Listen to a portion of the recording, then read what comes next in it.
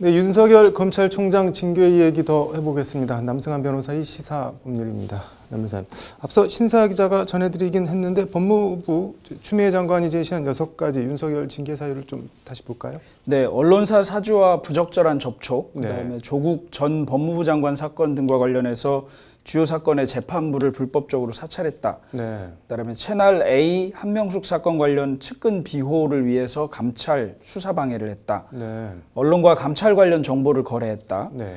검찰총장의 대면 조사 과정에서 협조 의무를 위반하고 감찰을 방해했다. 네. 정치적 중립에 관한 검찰총장의 위엄이나 신망을 손상했다는 네. 것입니다.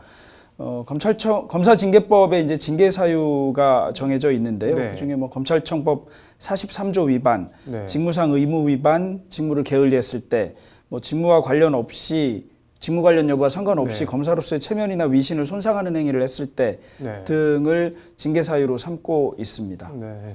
이게 뭐 정치적 중립 손상, 뭐 재판부 사찰, 뭐 추장관 측이 든 징계 사유가 실질적으로 이게 징계 사유에 성립이 되는 건가요? 어떤 건가요? 그 안에 내용을 보기는 해야 합니다만 네. 법무부에서 제시한 내용이 상당 부분 사실이라면 징계 사유가 될 수는 있습니다. 네. 뭐 언론사 사주와 접촉한 것이 문제가 아니라 부적절하게 접촉해서 네. 검사의 뭐 직무상 의무를 위반했다거나 품위를 손상했다거나 이런 것들은 전부 징계 사유가 될 수 있는데요. 네.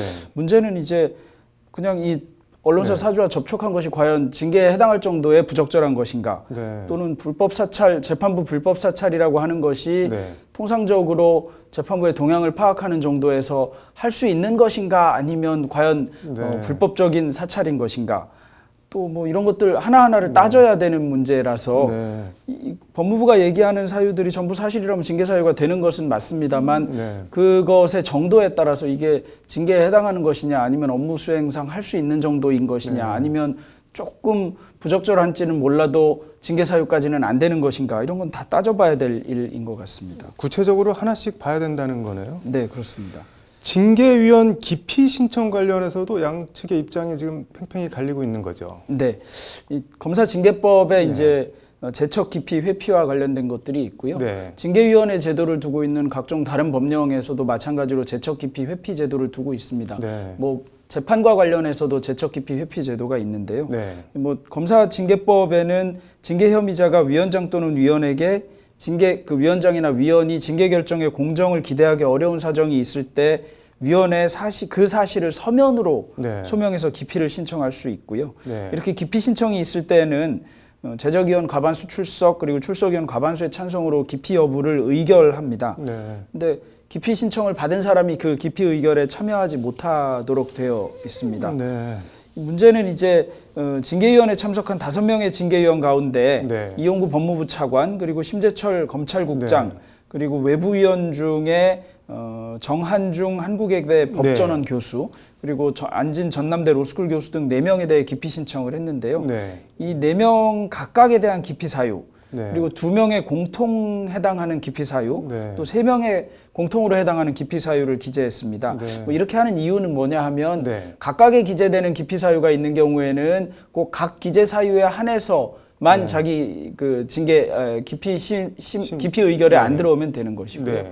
그게 아니고 공통으로 기피 신청을 해서 사유가 공통된다면 3사람, 뭐 또 2사람이 네. 같이 다 들어와서는 안 되는 것이라서 공통 사유냐 아니면 개별 사유냐를 적시한 것 같습니다. 네. 이 심국장의 경우에는 자신이 기피 사유에 해당하지 않는 나머지 사안들에 대한 심의에 관여했습니다. 심의하고 자신의 기피 사유 심의가 이루어지기 전에 회피했습니다. 네. 윤 총장은 기피 신청을 받은 사람이 의결에 참여했으니까 절차상 하자로 위법이다, 이렇게 주장하는데요. 네. 징계위원회 같은 경우에는 징계위원 전원 또는 대부분에 대해서 동시에 기피 신청을 하면 네. 사실은 징계위원회를 구성할 방법이 없어집니다. 네. 심의 의결할 방법도 없어지고요. 네. 그렇기 때문에 이런 식으로 하면 징계의 결정 자체가 불가능해지는데 법원도 네. 이러다 보니까 네. 이런 기피 신청이 징계 절차의 지연을 목적으로 하다는 등이 명백하다. 네. 이러면 이런 거는 기피 신청권 남용이라고 본 사례가 있거든요. 네. 그래서 이런 대법원 판례 등을 인용해서 네.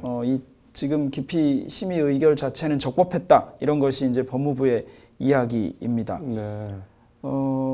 기피 신청의 대상이 된 징계위원이 기피 결정에 관여하는 것, 네. 이런 게 이제 그 기피 신청권 남용의 경우에는 네. 허용이 된다 이런 취지라는 것입니다. 네. 뭐 윤 총장이 한 번에 다수의원들에 대해서 동시다발적으로 기피 신청을 하니까 이것이 네. 대법원이 판례에서 명시했던 그 남용 사례 아니냐라는 것이 징계위원회의 설명입니다.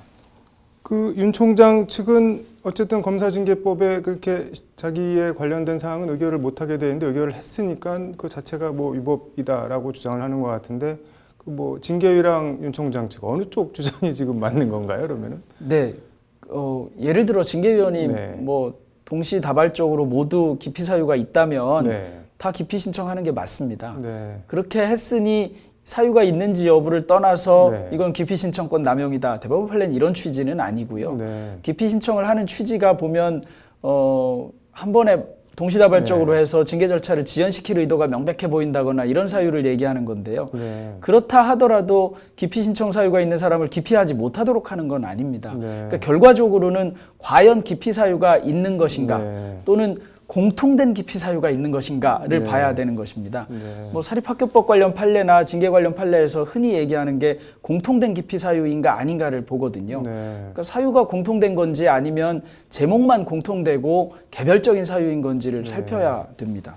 이게 지금 윤 총장 측은 저 사람들 다 추 장관 쪽 사람들 아니냐, 저 공정하게 심의를 받을 수 있겠냐라고 해서 기피 신청을 크게 보면 한 것 같은데 그 경우에는 공통 사유가 되는 건가요? 어떻게 되는 건가요? 누구 측 사람이다라는 것만 네. 가지고 공통 사유라고 보기는 좀 곤란합니다. 네. 징계를 할 때 징계위원회에 들어오는 사람들은 아무래도 징계권자 측 사람들이 들어올 수밖에 없습니다. 그런 네. 점을 감안해서 네. 외부위원도 선임하도록 하고 뭐 검사도 들어오도록 하고 네. 당연직도 두도록 하고 이렇게 하고 있는 건데 네.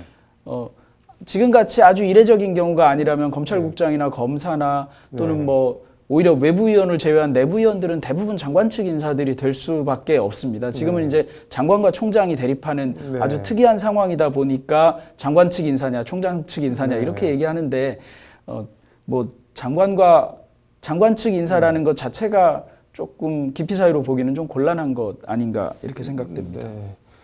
지금 윤 총장 측에서는 징계위 그 위원 구성 자체가 위법하다는 주장도 하고 있는 것 같은데 이건 뭐 어떤 내용인가요? 네, 징계위원회가 검사징계법에 보면 네.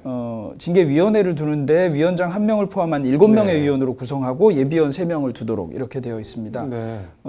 그런데 징계위 자체가 그러니까 7명이어야 네. 되는데 7명이 안 되지 않았느냐. 뭐 징계위의 추미애 법무부 장관은 징계 청구자이거든요. 징계 네. 청구자는 심의에 관여하지 못하니까 네. 심의에서 빠졌고요.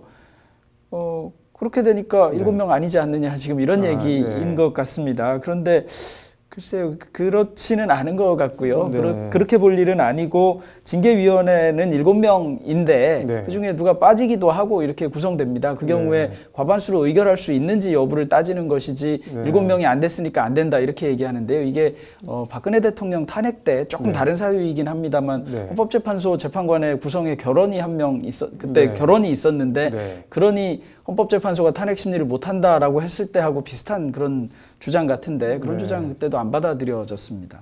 그러면 뭐 징계위 구성이 위법하다는 양쪽 주장은 이건 뭐 이렇게 양쪽을 똑같이 볼 일은 아니라는 말씀이죠. 징계위 구성 자체가 위법한 것 네. 같지는 않습니다. 네. 다만 기피 의결과 관련해서 기피 신청권 남용이 있었으니까 네. 하자가 네. 있다, 하자가 전혀 없다 이렇게 결론을 낼 일은 아닌 것 같고 네. 기피와 관련해서 과연 심의가 제대로 됐는지 네. 여부를 따져야 될 일인 것 같습니다.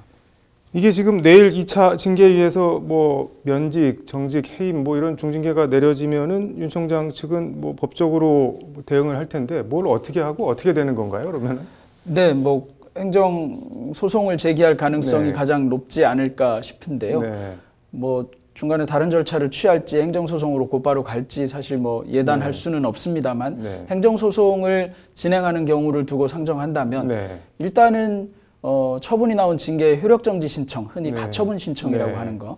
가처분 신청은 아니고 효력정지 신청인데요. 네. 효력정지 신청과 본안소송을 같이 낼 겁니다. 효력정지 네. 신청은 본안소송이 계속되어야 하기 때문에요. 네. 징계처분의 취소를 구하는 항고소송, 행정소송을 내고 그 소송을 본안소송으로 하는 효력정지 신청도 같이 낼 겁니다. 네. 그러면 재판부는 효력정지 신청 사건의 신문을 먼저 하게 되고요. 네. 효력정지 사건은 먼저 결정도 하게 될 것 네. 같습니다.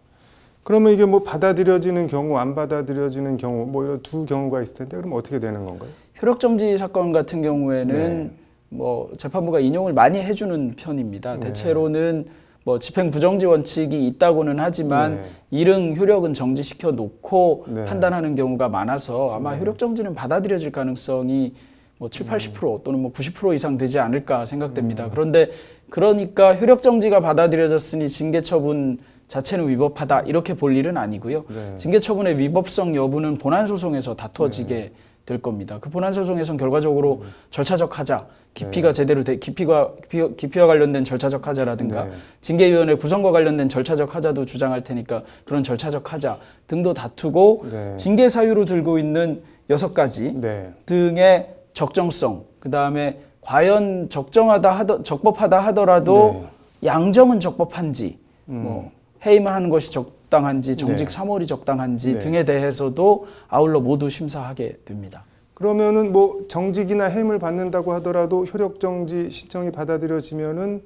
그것과는 별개로 임기는 계속 가는 건가요? 유지한 채? 네, 정직이든 예. 또는 네. 뭐 해임이든 네. 효력이 정지되면 효력이 정지되는 결정을 한 때로부터 징계처분의 효력이 일단 정지됩니다. 네. 그러니까 뭐 정직 2월, 정직 네. 3월의 효력이 없는 것과 마찬가지의 상태가 네. 되니까 직무를 볼 수 있게 되고요. 네. 해임 같은 경우에도 해임 처분이 일단 정지돼서 해임 처분이 없는 것과 같은 상태가 되니까 네. 일단 직무를 수행할 수 있게 됩니다. 뭐 복잡하네요. 이거 뭐 세간에선 추윤 대전 뭐 이렇게 부르기도 하는데 지금 일련의 과정과 흐름 개인적으로는 뭐 어떻게 보시나요?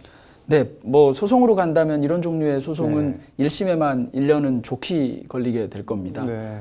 남은 임기 감안한다면 네. 소송 실익이 어느 정도가 될지는 모르겠는데요. 결국 네. 소송하면서 직무는 수행하고 네. 뭐 이런 상태가 될 것 같고 법조인들도 징계 사유 내지는 네. 뭐 소위 말하는 그 장관과 총장과의 대립 문제 등과 관련해서 피로를 느낄 정도이기는 하고요. 쟁점도 어떤 경우에는 뭐 보도가 제대로 되지 않기도 하고 또는 정보가 편제하기 때문이기도 네. 할 텐데 제대로 정보를 파악하지도 못하는 상태여서 네. 옳고 그름을 판단하기가 사실 아주 네. 어려운 경우에 해당하는 것 같습니다. 피로도도 상당하고요. 네. 뭐 결국 법원을 통해서 가려지게 됐는데 네. 뭐 법원의 판결 등에 대해서도 곧바로 정치권 등에서 비판이 나오고 네. 하는 것을 보면 재판으로 가자, 법적인 판단을 네. 받자 이러면서 유리한 판단, 불리한 판단에 따라 또 서로 네. 다른 얘기들을 하고 있어서 네. 뭐 굉장히 어려운 문제고 아주 필요한 문제가 되고 있는 것 같습니다. 아무튼 내일 2차 징계위에서 어떤 결정이 나는지부터 좀 지켜봐야겠네요. 오늘 잘 들었습니다.